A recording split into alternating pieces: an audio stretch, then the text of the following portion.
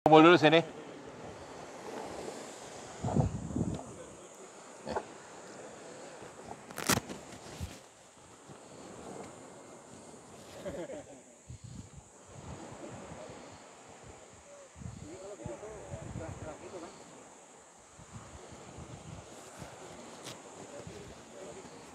Baik kawan-kawan, kita ini stop site yang kedua ya, yang hari ini.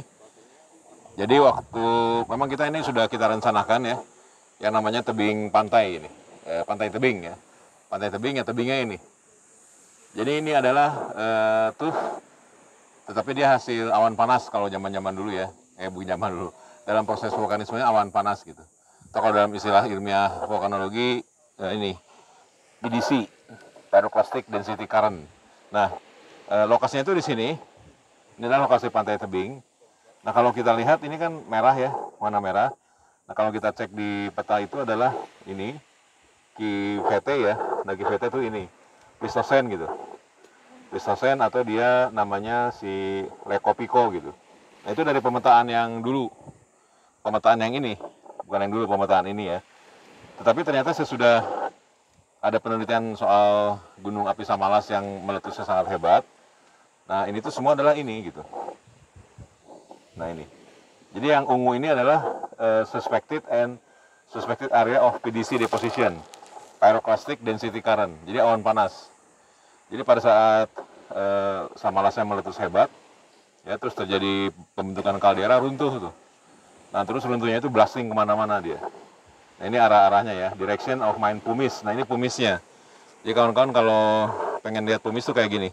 Itu bisa buka botol aqua, coba tutup aqua. Mana? Boleh. Di aquanya aja, ditutupnya aja. Nanti dicuci lagi. Nah, ini dia ngapung. Tuh. Ya, itu ngapung. Gitu ya. Itu adalah batu apung kalau di dalam bahasa Indonesia. Kalau dalam bahasa geologinya pumis. Pumis ya? Pumice kalau bahasa Inggrisnya. Ya, pumais ya. Pumais. Nah, itu adalah batu apung. Itu ciri blasting yang sangat kuat ya. Jadi penugas dan ini magmanya asam. Dan biasanya vulkanisme pada saat positif sangat kuat. Biasanya batu apungnya banyak. Itu ditemukan di Krakatau, di Toba ya. Semuanya seperti itu. Lubang-lubang karena gas. Jadi dia langsung naik ke atas. Jadi dia magma itu kan dilempar ke atas kan dan tinggi sekali.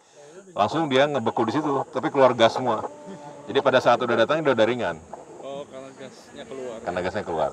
Jadi udah ringan seperti itu. Nah, itu kita temukan semua di sini yang putih-putih semua tuh. Ya ini nih. Ya. Nah, ini.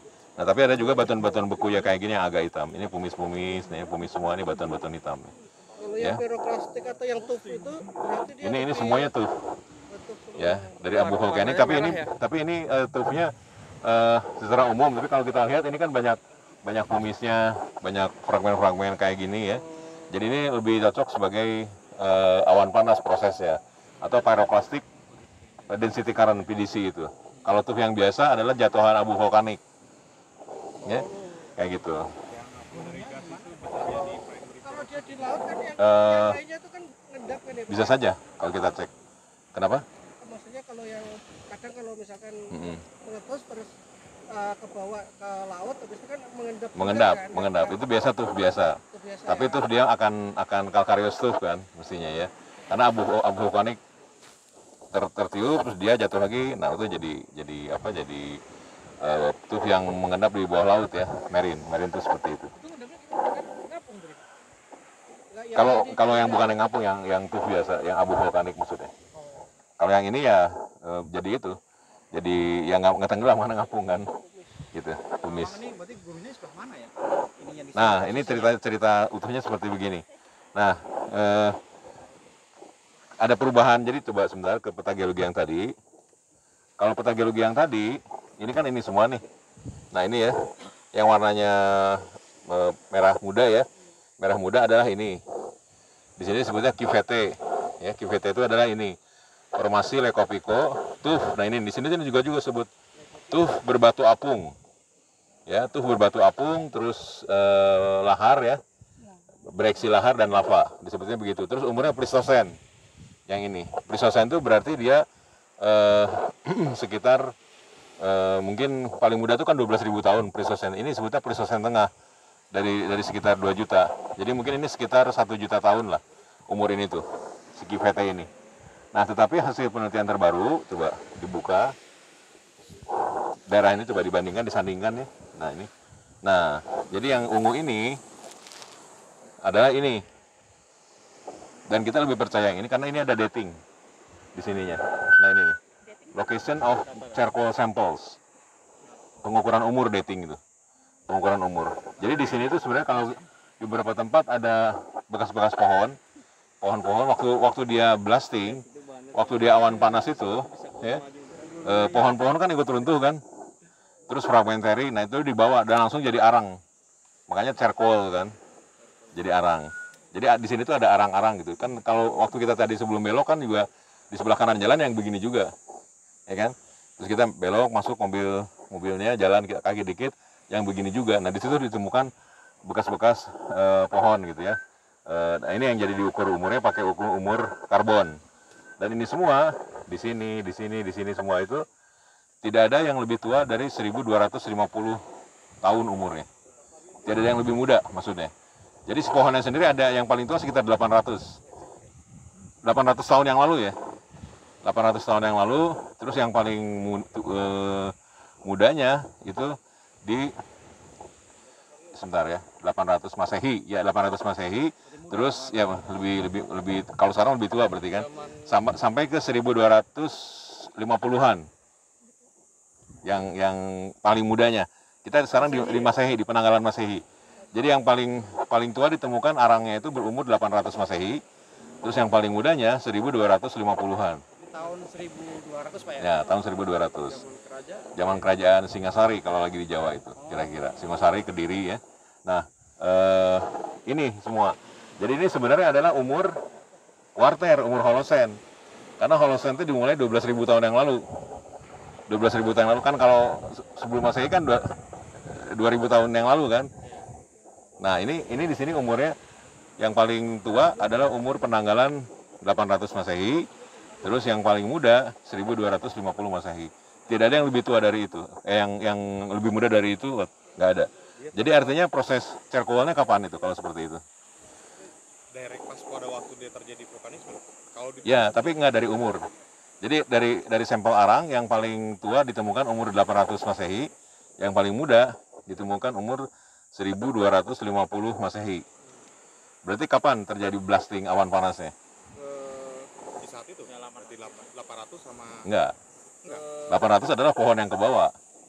Jadi waktu itu ada pohon yang umurnya 800, 900 Masehi, 1000 Masehi, 1100 Masehi, 1200 Masehi, 1250 Masehi. Tiba-tiba nggak ada lagi. 1250. enggak, ini disebut charcoal tuh fosil kayu itu. Fosil kayu, arang. Oke. Arang. Jadi artinya letusannya mesti sesudah 1250 Masehi letusannya kan. Karena nggak ada yang lebih muda dari itu charcoal yang ada di dalam awan panas ya. Jadi saat itu mungkin landscape-nya ada gunung, ada pohon sudah lama yang umurnya udah ratusan tahun. Yang paling tua yang tercatat yang kebetulan ada di sampel adalah 800 Masehi gitu ya. Nah, terus nggak ada lagi yang lebih muda dari 1250. Berarti kan letusannya di sesudah itu kan. Nah, itu salah satu data di sininya ya. Terus data-data yang lain kita punya yang beginian adalah menyebar di sini semua gitu. Ada di sini, semua menyebar ya, menyebar semua. Terus ketebalannya ini ketebalan dari Mr. Pumice di PDC-nya. Jadi di dalam meter. Di sini ketebalan ada 30 meter, ada 20 meter. Kalau ini kan aja ada Pumice yang tebal, kalau ini kan sudah fragmentary kan di dalam awan panasnya. Jadi bisa tebal-tebal tuh di dalam meter. Jadi tebal banget. Jadi penuh dengan Pumice gitu waktu itu ya. Nah, itu arahnya ke sini. Jadi bisa diukur ada struktur ininya, alirannya ada yang ke sini. Nah ini ya. Nah ini untuk melacak di mana sebenarnya gunung apinya ya. Dia alirannya ke sini. Dari sini ke sini, di sini ke sini. Nah ternyata berasal dari kalderanya. Ya, dari kaldera. Ini kaldera sudah ada dari dulu. Nah, dari situlah kemudian diduga bahwa ya, coba. Kayak karbonat. Ini kayaknya batu apung ini. Yang ini Enggak, itu koral biasa, koral hidup dari atas dari laut. Nah, kayak gini semua, nah berarti ini yang dicurigai nih, si kaldera ini. Ya, kalau dicari gunung apinya, ternyata gunung api Rinjani gitu yang bikin ini tuh. Ya. Nah, kemudian hal yang lain sekarang, cerita jauh bisa diangkat sedikit. Nah ini adalah spike-spike yang tercatat di dalam ice core. Jadi para ilmuwan tuh biasa dia mengambil coring di dalam kutub es, ada di Greenland satu, ada di Antartika satu, ada beberapa stasiun, dan mereka rutin aja ngambil itu untuk memahami paleoklimat. Jadi yang namanya paleoklimat itu selalu punya recordnya di kutub, ya, karena ngikutin angin kutub memang begitu gitu, ya. Nah ini adalah spike-spike di sini ada, jadi di ice core itu kayak kita coring aja, tapi es gitu. Nah ada abu vulkanik di ice-nya itu. Ya, di esnya itu ada abu vulkanik gitu. Terus ketika disampel dia melakukan yang namanya analisis glasiochemical. Glasio kan es ya, sama chemical. Nah ketika dicek ini abu vulkaniknya iya, dan itu bisa diukur petrografinya. Terus ada kandungan sulfurnya. Nah yang ditunjukkan di sini adalah kandungan sulfurnya dalam ppb ya, poin per biliun ya. Ya, nah di sininya nih. Nah ini, ya ternyata paling tinggi di sini. Tapi masih dikasih tanda tanya. Ya, ini apa gitu. Nah, waktu itu Tambora sudah ada penelitian, makanya di sini ketahuan, di sini disebut dengan jelas Tambora 1815 bikin di sini. Ya. Jadi yang namanya letusan vulkanik pasti kan mengandung sulfur, belerang ya. Nah, terus kalau dia tinggi letusannya sangat hebat, paling kalau gunung-gunung api biasa yang kita lihat kayak di Krakatau itu paling tinggi paling 5 km, 4 km, 7 km paling tinggi gitu ya. Nah, kalau yang besar banget, yang kelasnya ultra plinian namanya ya, itu bisa sampai puluhan kilometer, jauh tinggi ke angkasa gitu. Nah, ketinggian cuaca kita palingan 10 km, namanya kan troposfer kan cuaca kita kan. Makanya pesawat itu selalu terbang di atas ketinggian 10 km kan, supaya tidak ada gangguan cuaca gitu. 33.000 feet kayak gitu kan, begitu mendarat kan langsung goyang-goyang seperti kemarin gitu. Gitu ya. Nah, banyak yang berdoa kan kemarin ini. Ada juga yang buku bagaimana membuka ini, katanya pintu darurat ada tuh. Ada yang membuka petunjuk. Masih sempat juga ngebuka gitu. Kalau saya udah banyak berdoa kalau sudah seperti itu. Nggak ngebuka buku dulu. Nah, ya ini sudah dihitung semua. Jadi direkonstruksi dengan semuanya dan dihitung. Jadi ada rumus-rumusnya segala macam, cukup rumit lah. Ada di paper ini, Levigny ini. Karena dia yang kelompok dia yang menemukan. Nah, ini waktu dia meletus itu sampai 43 km. Rinjani ini ya? Rinjani ini. 43 km artinya sudah masuk ke stratosfer. Ya, Yang ini Pak Bang, bukan yang ini. Ya, yang ini kemungkinan. Nah, stratosfer itu artinya kalau suatu material udah masuk ke stratosfer, dia sudah mengikuti angin dunia. Ya, dan akhirnya dia matinya di kutub. Nah, dan dia waktu itu dilemparkan batu apung, abu vulkanik sampai ke atas, dan sulfur yang paling penting. Nah, sulfurnya itu nanti bergabung dengan abu vulkanik dengan uap air, jadi yang namanya perisai aerosol. Nah, itulah yang kemudian akan menghalangi matahari masuk. Dan tidak bisa matahari yang dari sini kan mantul lagi. Tidak bisa terus ke angkasa, tidak bisa lepas. Sementara yang dari atas nggak bisa masuk. Akibatnya ngebeku bumi itu, dingin. Ya. Nah, di situ yang sering disebut di tahun berikutnya adalah a year without summer. Dan itu waktu Tambora terjadi di 1815. Nah, cerita yang 1257 itu orang-orang si para ilmuwan ngelihat ada speak ini. Ini dari Stephen Oppenheimer di 2003. Waktu itu belum ada pengetahuan sama las yang penyebabnya. Makanya di sini kasih tanda tanya sampai 4 nih. Ini apa nih? Ini kan dari publikasi Oppenheimer 2003. Nah, dia kemudian si Oppenheimer dibawa lagi oleh Levigny di 2013. Karena dia berjasa menemukan spike itunya kan, spike apa? Si sulfurnya. Jadi sulfurnya tinggi banget. Sulfurnya tinggi sekali. Nah, terus direkonstruksi lagi yang ininya di bawah, contohnya sama ya, ini sama. Kita bisa lihat di sini sulfatnya dalam teragram. Teragram itu sama dengan 1 juta ton. Ya, 1 juta ton. Tapi itu dominannya Ya. sama las tuh yang north lebih dominan ya? Maksudnya Oh ya, lebih dominan dia North Hemisphere karena mungkin lebih ke arah sana anginnya, tapi dua-duanya di kutub ada. Jadi di kutub utara ada rekodnya abu vulkanik di 1257 ini. Terus di South Hemisphere ada sulfatnya ya. dalam ini, dan ini dalam juta ton ya jadinya. Jadi ada 150 juta ton sulfur dilempar gitu ke angkasa ya, ke stratosfer saat itu. Nah ini langsung ngedropkan temperatur nih, ya, ngedrop temperatur di sini. Temperaturnya turun di tahun berikutnya gitu. Itu karena efek begitu sulfur naik di atas, ya bergabung sama uap air yang ada di atas ya, bergabung sama abu vulkanik jadi perisai aerosol namanya. Dan itu lama untuk terurai kembali. Jadi tidak bisa menghalangi matahari masuk, sementara yang di atas yang udah ada kan juga nggak bisa keluar gitu. Nah, tapi lebih membuat jadi dingin. Makanya jadi disebutnya sebagai volcanic winter. Ya, volcanic winter seperti itu. Nah, ketika dicek semua, ininya ternyata juga di dating. Kalau kawan-kawan baca Oppenheimer 2003, saya ada papernya, dia udah nyebut itu 1257. Karena bisa di dating. Pas banget 1257 bisa di dating, umurnya di situ. Nah, sementara Levigny dan kawan-kawan menemukan ini si charcoal sampling ini tidak ada yang lebih muda dari 1250-an ya. Tentu tidak sedetail 1257 gitu ya.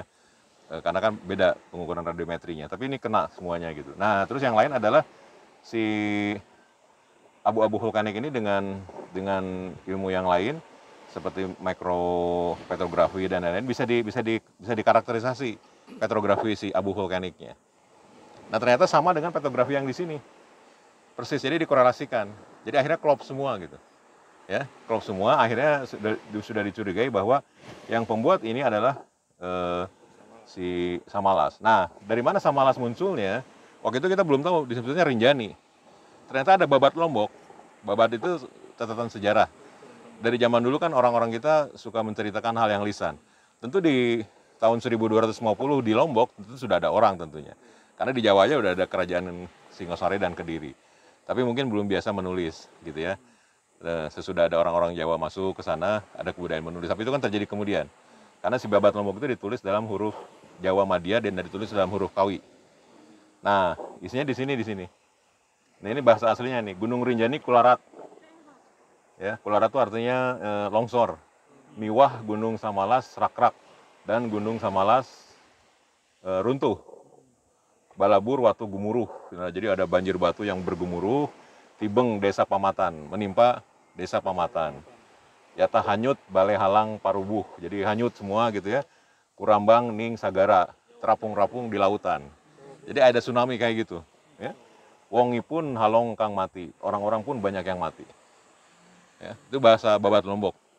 Tentu Babat Lombok ditulisnya sesudah itu, tidak di situ. Tapi di sini disebutkan Gunung Rinjani Kularat, Miwah Gunung Samalas, Rakrak. Berarti ada 2 gunung. Ya. Nah, si Samalasnya lebih Rakrak tuh lebih runtuh gitu. Kalau ini kan hanya longsor.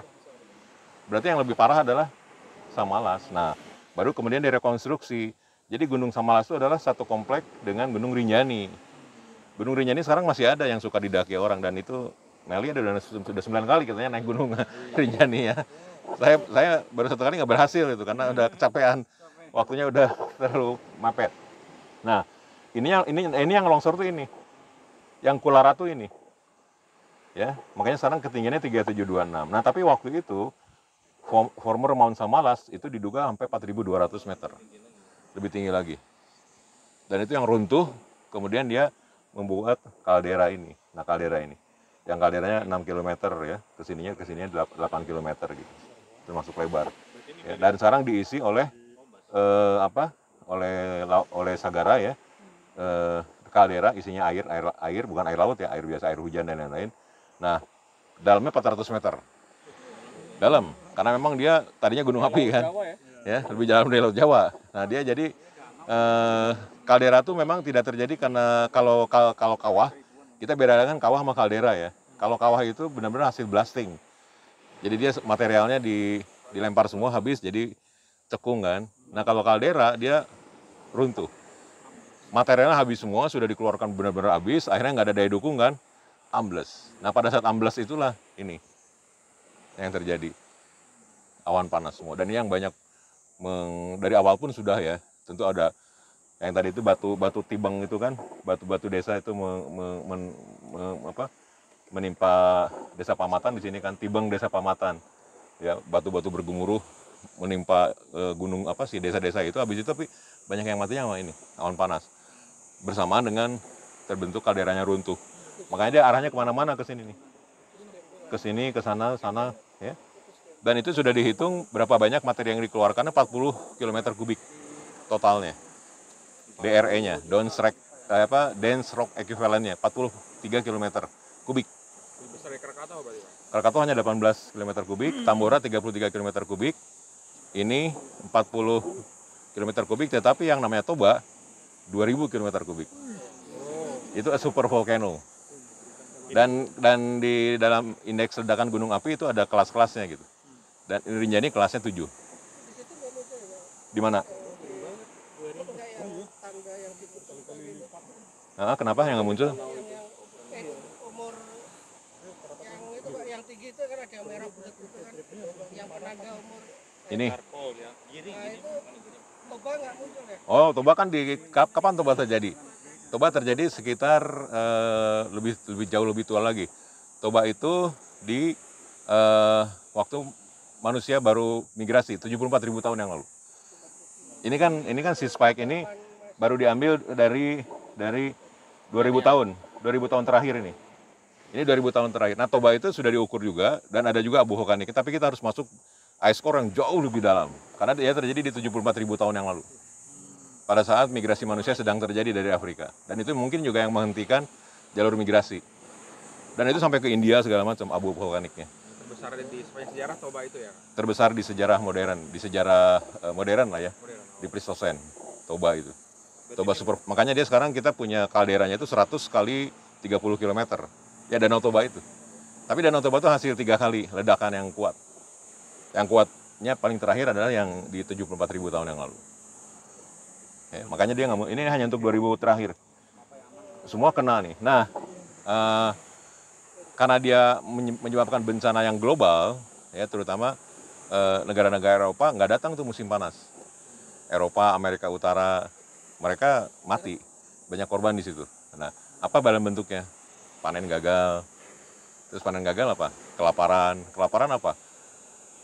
Seperti zaman manusia sekarang, kalau kelaparan jadi rusuh. Ya, rusuh rakyat yang sangat masif. Nah, makanya itu sekarang itu di kota London, Inggris, itu ditemukan sampai belasan ribu kerangka.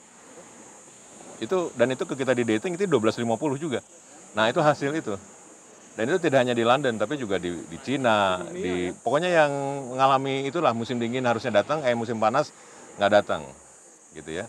Nah, terus ada perubahan dinasti di kerajaan Islam juga ada perubahan di situ ya, di dinasti di Baghdad itu, saya lupa namanya itu, tapi ada pergantian di 1250 itu. Jadi ada political unrest juga saat-saat itu. Ya. Nah, jadi itu yang menyebabkan, dan dia ininya adalah si Samalas ini. Nah, makanya sekarang kalau direkonstruksi, kawan-kawan kalau naik Rinjani, nah ini Gunung Samalas ini yang dianggapnya sekarang ini. Jadi ada di sisi sini lah ya. Nah, ini barat, ini ke arah barat. Jadi kira-kira di sisi selatannya nih, ya ke sini ke arah barat. Nah, ini sisi selatan adalah Gunung Samalas. Dan tahunya Samalas dari Babat Lombok. Jadi mungkin orang-orang dulu, walaupun belum bisa menulis, bercerita kan, diturunkan lisan. Akhirnya Babat Lombok mungkin sekitar abad 19 ditulisnya, atau abad 17 lah, ya 18 atau 19 gitu. Karena bahasanya bahasa seperti itu. Nah, kemudian kalau abu vulkanik pun kita lihat, perbandingan antara Tambora dan, jadi ceritanya menarik. Jadi sebenarnya Samalas itu ditemukan waktu mau memperingati 200 tahun Tambora. Ledakan hebat, kan 1815. Berarti 200 tahunnya kan 2015. Jadi para ilmuwan juga udah mempelajari Tambora. Tiba-tiba ketemu Samalas di sini. Ya, terus ketemu ininya, terus ketemu Babat Lombok. Makanya publikasi ini 2013. Deketan kan dengan 200 tahun perayaan Tambora gitu. Ya, ininya. Nah, kalau kita lihat endapan abu vulkanik aja makin lebih tebal di sini gitu. Ya, di sini hanya sampai 20 cm, ya di ini sampai 90 cm di sininya. Ya, dan ini pun kalau kita lihat spike aerosolnya ini jauh lebih tinggi, ini sampai hampir 350 ya, 350 ppb. Di sini kan Tambora hanya di sini mainnya. Hanya di sekitar 100. Krakatau di sini nah ini Krakatau lebih sedikit. Krakatau muncul di sini. Krakatau, Katmai masih muncul. Ya. Nah, itu. Kalau itulah penyebabnya di Indonesia yang terkenal gunung-gunung api yang udah dipelajari seperti ini ada 4. Toba, Krakatau, sisa Malas Rinjani yang paling baru ditemukan, terus Tambora. Kalau Tambora udah dari dulu. Kalau Tambora itu kan waktu itu Jawa lagi di bawah Inggris kan, kan 1816 kan. Jadi itu waktu itu Raffles juga mendengar tuh. Jadi orang-orang Jawa juga mendengar ada ledakan yang hebat. Nah Raffles waktu itu menduga ada serangan dari timur. Kan ledakan itu makanya dia menghadapkan semua artilerinya ke arah timur gitu. Disuruh ngecek-ngecek, nggak ada perang. Justru yang terjadi adalah erupsi. Kejadiannya seperti itu. Nah, saya mau ngecek di kitab Palaraton ada nggak di 1257 itu. Kan di Palaraton itu tercatat. Palaraton itu satu babat di Jawa yang mencatat kerajaan Singosari sampai Majapahit. Ya, ya. Kadang-kadang dia mendengar seperti itu. Termasuk bencana. Ya, bencana-bencana juga kayak gunung Kelut, gunung semua tercatat. Nah, ini kan gunung dari jauh nih. Ya. Nah, terus dan itu lama kosongnya, ya. Si Lombok, Bali, Sumbawa tuh gara-gara ini banyak kosong. Banyak ditinggalkan. Jadi waktu Raja Kertanegara, Raja Singosari, kan dia raja yang pertama yang punya ekspansi kan. Ya, sebelum Majapahit nih. Dia menundukkan Bali, Lombok gampang karena penduduknya hampir nggak ada. Karena waktu itu jadi bisa dilihat Kertanegara itu mungkin sekitar 1280-an menundukkan Bali, Lombok ya. Waktu itu masih kosong. Makanya ada juga babat yang lain namanya babat Suwung. Suwung itu artinya kosong. Sepi, kosong. Jadi pulaunya kosong seperti itu. Nah, nanti kita di Sembalun melihat rumah-rumah tradisional pertama yang dibangun sesudah ratusan tahun dia suwung. karena Samalas juga. Nah, itu rumah-rumah tradisional. Entah berapa ratus tahun kemudian ya. Tapi lama gitu. Sembuhnya tuh lama. Ya. Bayangkan itu suatu global katastrofi kan. Apalagi di tempatnya gitu. Ya. Korbannya belum tercatat berapa banyak di statistik. Kalau korban si Tambora aja tuh dihitung 91.000 orang. Ya, itu masih zaman dulu. Tentu itu dihitung dari yang langsung mati karena letusan, terus banyak efek-efek karena kelaparan dan lain-lain. Ya. Saya belum pernah menemukan publikasi Samalas totalnya berapa. Kalau Krakatau kan 36.000, itu karena disapu tsunami. Gitu kan. Nah, kalau ini si Tambora yang terkena itu 91.000, nah Samalas belum dihitung semua. Ya. Nah, itu yang mau saya jelaskan. Jadi ini gunung api yang paling baru, ya. Gunung api Samalas, gunung api Rinjaninya masih hidup, ya. Dan waktu tahun 2018 pusat gempanya di sini nih, sekitar sini. Makanya tadi ada hotel berdiri di sini kan nggak dipakai lagi, karena dia ambles, miring. Gara-gara gempa 2018. Nah, kenapa waktu itu, dan gempanya lama, karena dia merupakan earthquake swarm. Swarm itu dia banyak banget dan bersarangnya terus di situ gempanya, berbulan-bulan lah. Oh, nggak berbulan-bulan? Ya, berbulan-bulan. Ya, susulannya banyak banget. Kenapa dia tidak bisa menghidupkan Rinjani? Itu tergantung mahmanya lagi kritikal nggak. Kalau mahmanya lagi kritikal, jadi mahmanya tuh penuh di dalam kantong mahmanya. Terus kalau kritikal, tekanannya kan lagi gede. Mahma tuh punya gas yang besar tuh. Semakin penuh, mahma itu di kantong, semakin kritikal kan. Begitu digoncang dikit aja, kayak kita udah pengen pipis nih. Udah kebelet banget tuh, digoyang-goyang sama temen. Bisa ngompol loh. Jalan aja pelan-pelan gitu. Nah, itu menunjukkan kantong mahma lagi kritikal. Coba yang begitu digoncang gempa, wow udah langsung meletus. Kayak botol Sprite gitu. Botol Sprite ya. Kan itu banyak mengandung gas tuh. Coba kita gini. Kita buka ininya, tutupnya langsung. Wush. Nah, begitupun gunung api. Nah, kenapa waktu itu Rinjani tenang-tenang aja. Tapi Rinjaninya parah gitu, banyak yang runtuh lereng-lerengnya. Tapi mahmanya diem aja gitu. Nanti kita ada kunjungan ke pos pengamatan gunung api ya kalau dia buka gitu. Tentu tahun 2018 mereka mengamati begitu banyak gempa, tapi tidak ada gempa dalam. Gempa dalam itu artinya gempa dari mahma yang naik gitu. Kan mahma itu pada saat naik itu dia bikin getaran. Nah, itu terbaca jadi gempa itu banyak jenisnya. Kalau nanti kita bisa bertanya ke kawan-kawan yang menjaga di sana, gempa itu banyak jenisnya. Ada gempa hembusan, bahkan dicatat gempa kena angin pun dicatat gitu ya. Ada gempa dari jauh, nah itu berarti gempa tektonik. Ada gempa dari dalam, berarti mahma sedang bergerak. Karena mahmanya sedang tidak kritikal, jadi dia tenang aja gunungnya. Lerengnya boleh runtuh karena gempa gitu ya, tapi ininya vulkanisme tetap tenang. Nah, beda misalnya kalau kayak Kerinci ya, Merapi di Pulau Jawa ya, begitu pernah kan terjadi gempa Jogja kan 2006 kan tiba-tiba letusannya terjadi lagi. Karena memang saat itu kan lagi letus. Makanya kan waktu itu ada orang bilang tsunami dari ini kan, dari selatan kan orang-orang naik tuh. tiba-tiba itu letusan gunung api turun lagi. Bisa dibayangkan chaotic waktu itu. Di 27 Mei ya, 27 Mei di 2006. Nah, terus itu yang menyebabkan si semburan Lucy ngamuk.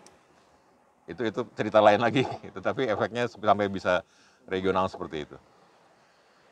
Itu ya. Nah, nah sekarang kita mendapatkan rekornya di sini.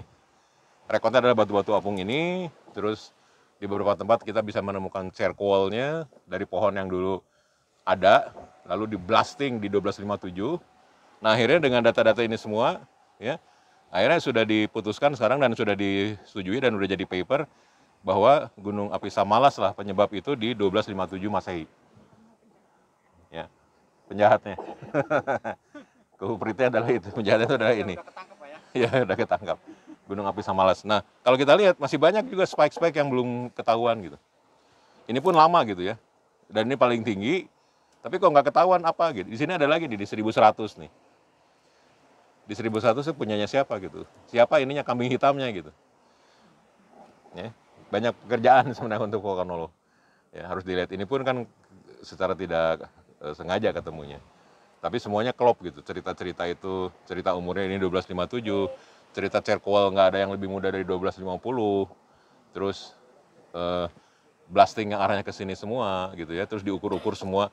Ini kan semua direkonstruksi. Ininya segini, ininya besarnya segini, dalamnya segini, semua direkonstruksi. Akhirnya menurut dan itu sudah valid gitu ya secara ilmiah vulkanologi bahwa kolomnya sampai 43 km naiknya. Ya. Terus semua materi yang dihabiskannya 40 km kubik. Akhirnya ketemu indeks ledakannya adalah 7. Jadi dia kalau dihitung dari spike-nya aja, dia 2 kali lebih kuat dari Tambora. Kalau dari spike-nya aja, terus 8 kali lebih kuat dari Krakatau. Tapi sebenarnya perubahan indeks itu kalau si Toba kan 8. Satu-satunya 8 yang ada di Indonesia atau di dunia, Toba itu. Ya. Krakatau 6. Tambora sama Samalas lebih kurang 7. Walaupun berbeda sedikit kekuatannya. Nah, Toba 8. Nah, perbedaan dari 7 ke 8 tuh bedanya 10 karena dia ini logaritmik. Jadi skala 6 dengan skala 8, yang 8 100 kali lebih kuat dari yang 6. Kira-kira gitu logaritmik membacanya. Kayak kegempaan, magnitude gempa pun kalau dia pisah satu itu adalah 10 kali lebih kuat. Ngomongin reservoir, tapi kalau ini kan Pasir tuh. yang dari batuan gunung yang tua Gunung api. beda ya sama ini kan? Ya. Kalau ini kan dari pasir nih. Ini kan pasir. Ini gunung api yang paling mudanya ini. Betul. Ini gunung-gunung api tadi seperti kita lihat di dekat Terawangan itu yang lebih tua. Bisa menghasilkan. Yang gini-gini pun kalau kita bicara reservoir, ini bisa jadi reservoir. Reservoir pasir juga nantinya ya? Bisa. Kan kalau kita lihat ini kan sangat bagus gitu. Bererosi terus jadi Ya, terus kependem, terus kita punya ceiling di atasnya kan, ada sedimen lain. Jadi misalnya ini submarine volcano gitu, ketutup, udah, terus dia kontak dengan source rock masuk ke sini semua. Kan hanya begitu aja kalau di petroleum system. Ini bisa jadi reservoir gitu. Primary kan, asphalt. Dan sudah ada yang tuff-nya ini. Kalau ini kan bekas awan panas, yang benar-benar tuff jatuhan itu yang di Wunut, lapangan Wunut di Lapindo Brantas. Nah, dia jadi lapangan minyak, lapangan gas ya, di Tanggulangin, di Carat itu lapangan minyak. Sementara di Wunutnya lapangan gas. itu tapi kalau dia terombak terus terendapnya jadi sand aja ya? Ya, Tetap bisa. Oh enggak, dia udah epiklastik namanya. aja aplikasi ya. Jadi yang beginian, kalau ini kan masih pyroklastik. Jadi ini benar-benar pure volcanism gitu punya. Nah kalau ini misalnya kayak erosi, terus masuk ke dalam laut ini, nanti di sana jadi pyroklastik biasa, bukan pyroklastik tapi endapan vulkanoklastik namanya. Tapi kita sebutkan sebagai epiklastik. Sandstone juga ya? Ya, sandstone atau dia tetap tuff juga bisa, atau kita sebut sebagai calcareous tuff yang hasilnya karena proses epiklastik. Pak, kan dia dari awan panas, tapi kok dia masih ada kayak pengarahan gitu, imbrikasi, Ya. layer gitu ya? Ya, karena dia memang berkali-kali terjadinya. Jadi ini satu endapan gitu, ya. Jadi mungkin tidak sekali blasting ya, langsung habis, numpuk, nanti ada lagi, numpuk, akhirnya dia bikin layering. Jadi dia tetap di media non air gitu. Sedimentasi kan tapi karena blast yang berkali-kali. Yang ngeblasting berkali-kali. Jadi dia tetap menunjukkan ada bedding gitu ya. Nah, dari situ juga akhirnya dia bisa mengukur ini nih, arah-arah ini.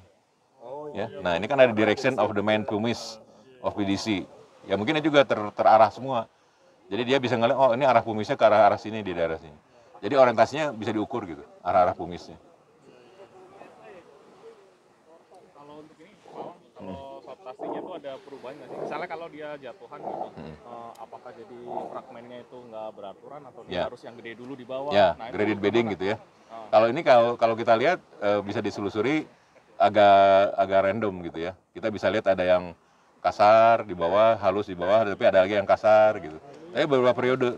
Nah, di sini kita bisa lihat juga ada sorting sedikit. Ini yang penuh batu apungnya di bawah kan. Terus ke atasnya agak kurang. Terus penuh lagi. Nah, itu di atasnya kosong lagi. Jadi berkali-kali. Terus yang paling atas kayaknya bersih itu kan. Di bawahnya ada lagi. Mungkin satu cycle blastingnya kali. Satu cycle per blasting gitu. Awan Ini panas. lebih dominan dia sebagai aliran gitu atau dia jatuh? Aliran kalau ini. Karena ini current. Karena ini disebutnya PDC. Jadi pyroclastic density current. Jadi kenapa density current itu turbidity. Kalau kita kenal di dalam ilmu geologi sedimentasi yang namanya turbidity current itu adalah density current. Jadi arus yang pekat. Nah, arus yang pekat itu juga dia punya gravity flow yang luar biasa berat. Akibatnya ya kalau misalnya ada mobil, truk segala macam ikut dihempas, ikut dibawa sama dia. Jadi dia bukan fall. Kalau yang tuh biasa bagus gitu ya tanpa batu apung itu S-fall namanya. Ya, ada beberapa juga. Itu yang biasanya jadi reservoir, tergantung. Misalnya nanti kalau kita lihat coring gitu ya. Kalau kita nanti ketemu coring di Jatibarang, ketemu yang begini, berarti dulu pernah ada fase awan panas di Jatibarang volcanism saat itu. Kita bisa rekonstruksi. Tapi misalnya kalau abu vulkanik semua, dia tuh terus apalagi dia graded gitu ya, ke atas makin halus, berarti dia fall, S-fall namanya. Jatuhan abu vulkanik. Cukup?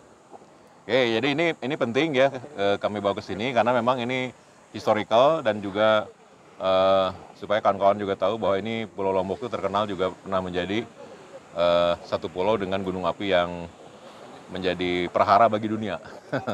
Kira-kira gitu ya. Nggak jauh-jauh dari kita gitu. Dan ini temuan terakhir ya. Paling terakhir lah.